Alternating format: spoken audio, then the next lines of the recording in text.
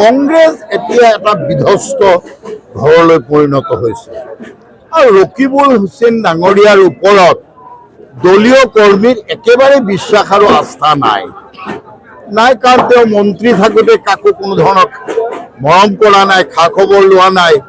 এতিয়া তেওঁ ইয়াত ভোট বিচাৰি আহিছে, আহি আকৌ বোলে বিভাজন আৰম্ভ কৰি দিছে। আমি শুনা কথা, কাৰণ কংগ্ৰেছ দলৰ পৰা আহি যিসকল মানুহে আমাৰ দলত যোগদান কৰিছে কৈছে এতিয়াই তেওঁ টিকটো বেচিবলৈ আৰম্ভ কৰা বুলি কৈ আছে। এইবিলাক কথা বতৰা যদি হৈছে তেতিয়াহ'লেতো স্বাভাৱিকতে মানুহে কেনেকৈ জনপ্ৰতিনিধি হিচাপে নিৰ্বাচিত হয়। যিটো দলৰ তেওঁ প্ৰাৰ্থী সেই দল তেওঁ আগমনত উৎসাহিত হোৱাৰ সলনি তেওঁ যেতিয়া দল এৰিবলৈ আৰম্ভ কৰিছে এইটোৰ পৰা বুজি উঠা ভাল। আৰু একাংশ কংগ্ৰেছী নেতাই কৈছে যে ধন সংগ্ৰহত নামিছে ৰকিবুল হুছেইন, কি ক'ব? ধন সংগ্ৰহত নামিছে ৰকিবুল হুছেইন, কি ক'ব? আমিওতো তেনেকে শুনিছো, বিভিন্ন সংবাদ মাধ্যমত শুনিছো তেওঁ বোলে কাৰোবাক জিলা পৰিষদৰ টিকেট, কাৰোবাক বিধায়কৰ টিকেট, কাৰোবাক পঞ্চায়তৰ টিকট দিয়া অভিযান আৰম্ভ কৰিলে।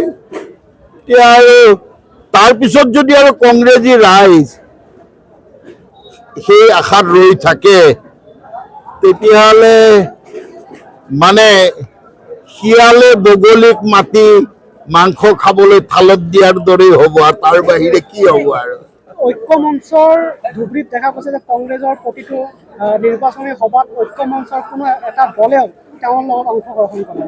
কি ক'ব? ৰাজ্য দলৰ পৰা আদি কৰি অসম জাতীয় পৰিষদৰ পৰা আদি কৰি যিটো দলৰ দলীয় সতীৰ্থই তেওঁক বিশ্বাসত লোৱা নাই বেলেগে কি সাহসত ল'ব? মই কোৱা নাই জানো?